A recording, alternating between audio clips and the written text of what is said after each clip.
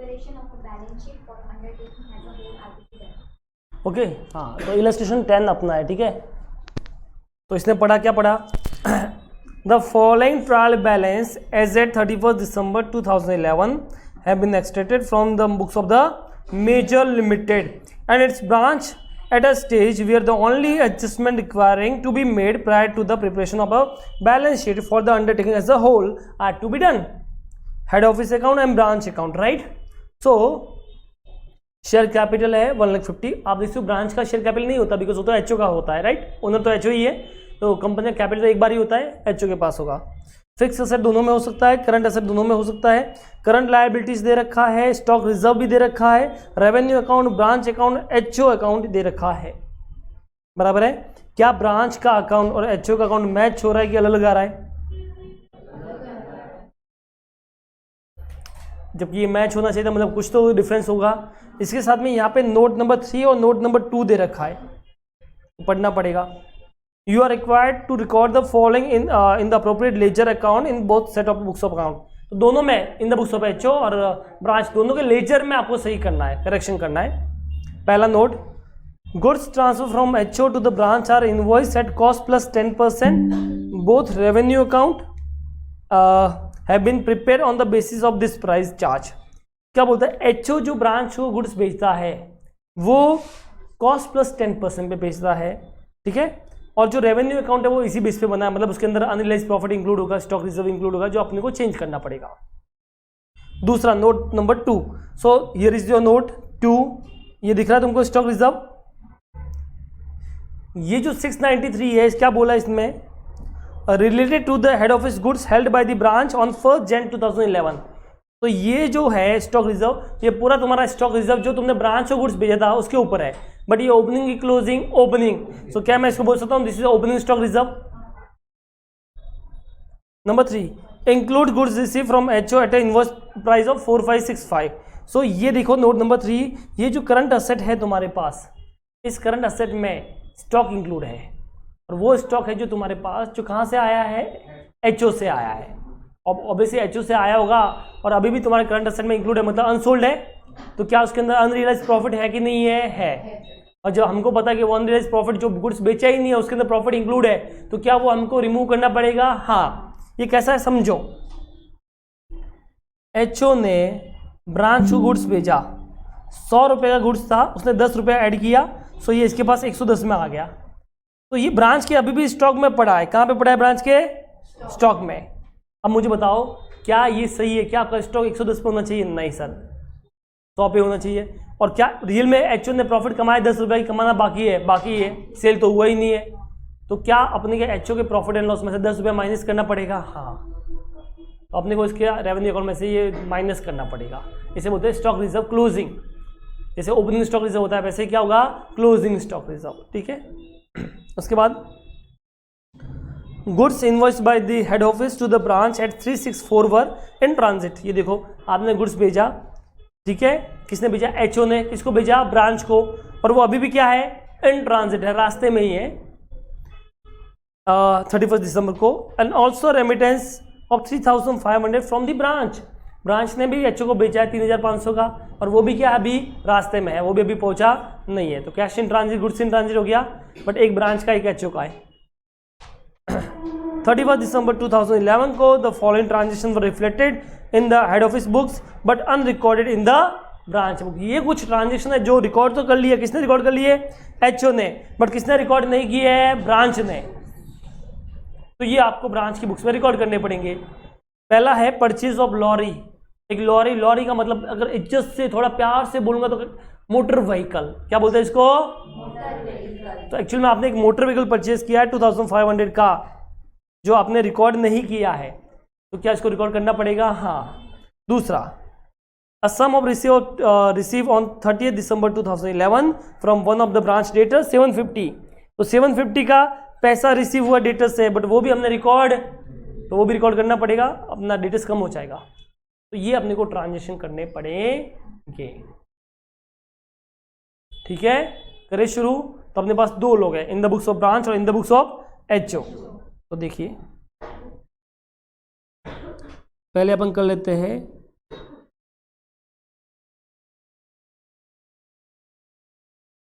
In the books of H O,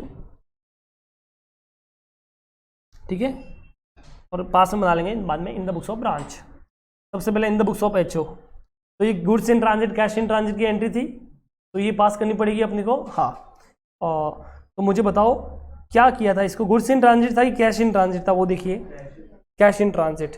तो इसका मतलब मेरे को क्या चाहिए बताओ इसमें, कौन सा अकाउंट लिखना पड़ेगा, क्या कैश अकाउंट मुझे दे रखा है, नहीं, तो मुझे यहाँ पे कैश इन ट्रांजिट बनाना पड़ेगा।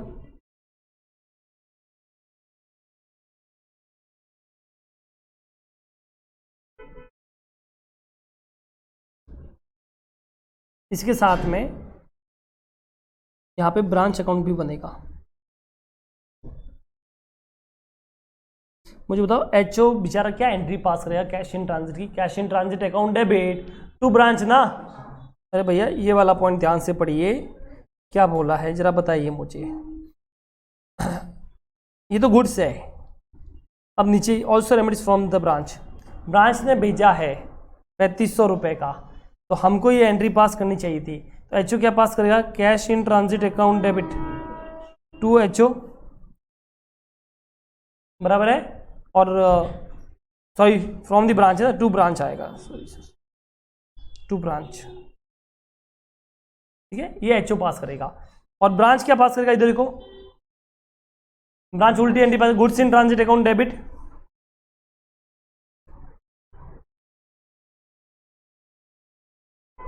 टू एच ओ, ये ब्रांच पास करेगा। तो पहले इसका कर ले, तो cash in transit to branch,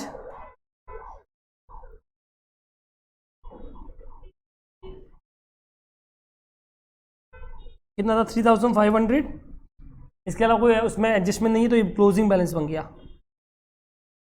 ठीक है। सारे ट्रांजेक्शन लास्ट डे पे पास होंगे, तो आप डेट में चाहे तो लास्ट डे के लिख देना, ये वाला। क्या ये तुमको समझ में आया? अब ब्रांच अकाउंट में, अच्छा ब्रांच का ऑलरेडी बैलेंस दे रखा है एचओ की बुक्स में, चेक करो कितना बैलेंस है, 3156, ये वाला। अब इसकी एंट्री पास करनी पड़ेगी, क्या एंट्री थी बताओ, बाय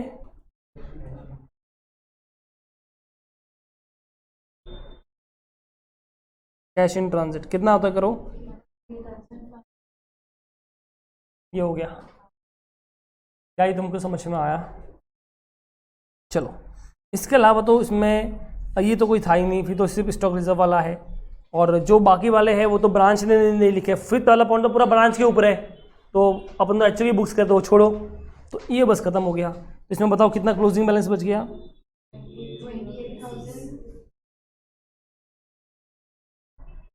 28,036, ऐसा, बराबर है। अभी अपने को बचा है स्टॉक रिजर्व वाला एडजस्टमेंट करना है, क्या पास करना है अपने को, स्टॉक रिजर्व। हाँ,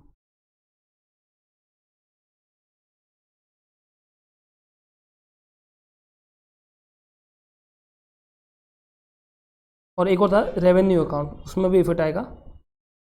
रेवेन्यू मतलब वही P&L अकाउंट, ठीक है। क्या अपने पास स्टॉक रिजर्व ओपनिंग बैलेंस है कितना है, 693, और क्लोजिंग बैलेंस भी है, बट वो निकालना पड़ेगा। तो देखो कैसा था क्लोजिंग, पहला तो इसके पास कितना गुड्स पड़ा है, 4565 पड़ा है कि नहीं पड़ा। अब मुझे बताओ दूसरा, जो एक तो 4565 है, और दूसरा गुड्स इन ट्रांजिट वाला भी तो है, कितना है गुड्स इन ट्रांजिट, हाँ, जो ब्रांच के पास पड़ा है, बट प्रॉफिट तो इसको रिमूव करना पड़ेगा। तो टोटल मिला के ब्रांच के पास ये दो गुड्स है, कौन कौन से गुड्स है बताओ ब्रांच के पास, 4565 प्लस 2 गुड्स है, कितना होता है 82।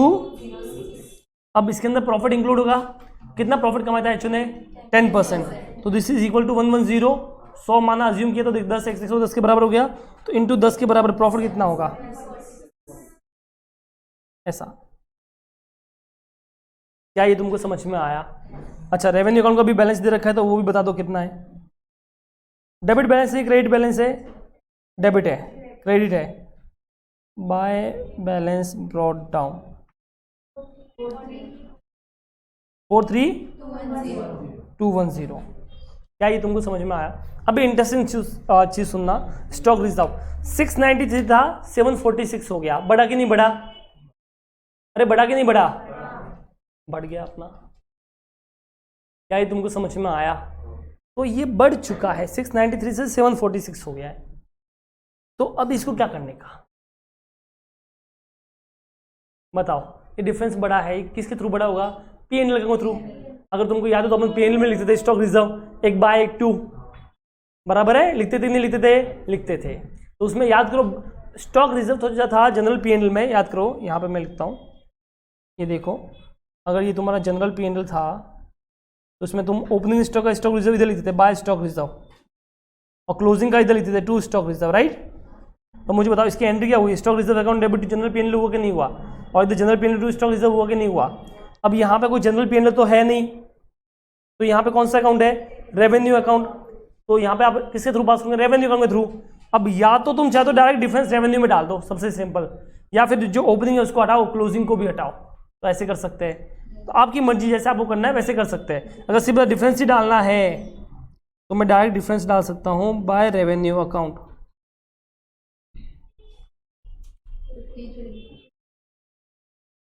53 बराबर है। तो यहाँ पे भी आ जाएगा टू स्टॉक रिजर्व 53, और इसका हिसाब खत्म। टू बैलेंस कैरी डाउन करो, कितना होता है? 43। ऐसा अगर ऐसा नहीं करना था तो मैं क्या कर सकता? टू स्टॉक रिजर्व 693 और बाय स्टॉक रिजर्व 746, और उसका इफेक्ट नीचे आता तो भी मेरा आंसर सेम रहता, क्योंकि डेबिट के सामने उतना क्रेडिट आ गया, तो नेट इफेक्ट वही हो गया। क्या ये तुमको समझ में आया कि नहीं आया? तो दोनों में से जो मर्जी आप एग्जाम में कर सकते हो, नेट भी कर सकते हो और दोनों ट्रांसफर करना तो वो भी कर सकते हो। ये चारों चीजें अपनी हुई है इन द बुक्स ऑफ एचओ। तो एचओ में अपन ने क्या किया? मोटा मोटी तो दो ही ट्रांजेक्शन की है, पहले तो कैश इन ट्रांजेक्शन की एंट्री पास की है और दूसरा स्टॉक रिजर्व का एडजस्टमेंट किया, बस। तो कुछ खास इसमें था नहीं। अभी अपने को करना है इन the books of branch.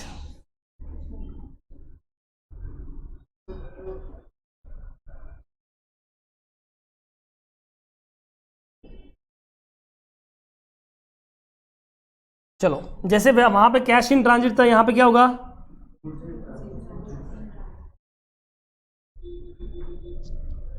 Goods in transit होगा कि नहीं होगा बताओ? इसके अलावा सेम ब्रांच अकाउंट तो वैसे यहाँ पे एचओ अकाउंट बनेगा।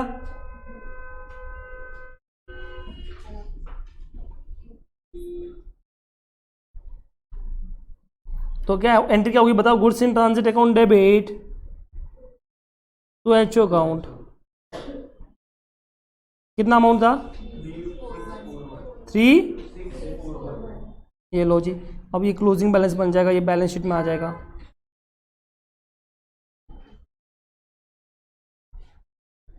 हेड ऑफिस का अकाउंट कितना है जरा बताओ? बैलेंस, ओपनिंग बैलेंस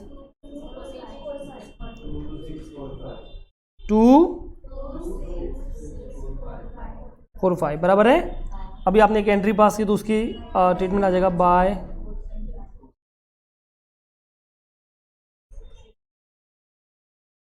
हाँ 3641।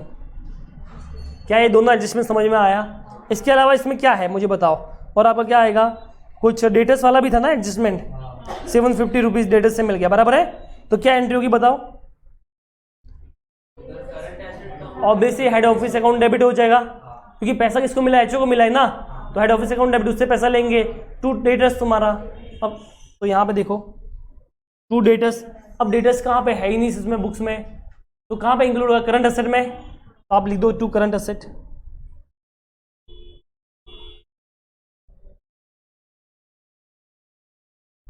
कितना था? 7 बराबर ना? 750 ना? हाँ बोलो, किसी को भी डाउट है तो आप बोल सकते हो। इसके अलावा हमने क्या परचेज किया? लॉरी परचेज की ना, तो लॉरी का भी आएगा। अच्छा, इससे पहले करंट असेट का बना लेते हैं।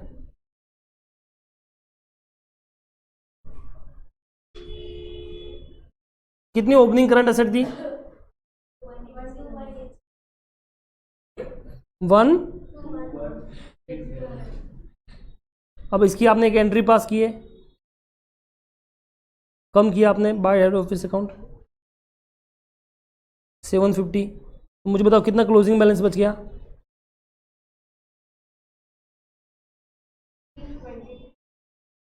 क्या हुआ? ओपनिंग बैलेंस गलत बोला। 23,715 7 715 ये आपको ब्रांच का बोलने का, राइट? आपने एचओ का बोलते क्या? चलो कोई बात नहीं, गलतियों से इंसान सीखता है, बराबर ना। एग्जाम में आप गलती नहीं करोगे, तुमको पता किसका लेने का है। चलो कितना आया? हाँ 22965। क्या ये तुमको समझ में आया? चलो इसके अलावा एक लॉरी वॉरी भी तुमको कुछ थी ना? क्या एंट्री थी? परचेज ऑफ लॉरी कितने का दी? 2500। तो इसको मोटर व्हीकल बोलते हैं जिससे, चलो लॉरी क्या है ये? हाँ, क्या ओपनिंग में कुछ था ही नहीं, तो आपने मोटर व्हीकल परचेज किया, तो क्या एंट्री क्या होगी बताओ?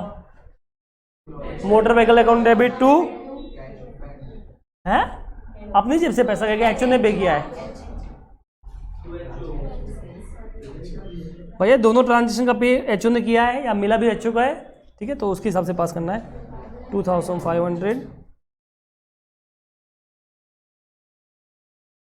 इसका तो क्लोजिंग बैलेंस मिल गया, कोई डेप्रिसिएशन तो था नहीं, डेप्रिसिएशन होता तो वो भी लिखता। अब मान लो आईसीआई इसमें क्या कर सकती है, एग्जाम में बोलते कि इसके ऊपर डेप्रिसिएशन भी था, तो फिर जो डेट पे आपने लिया वहां से लेकर डेप्रिसिएशन भी चार्ज करना पड़ेगा,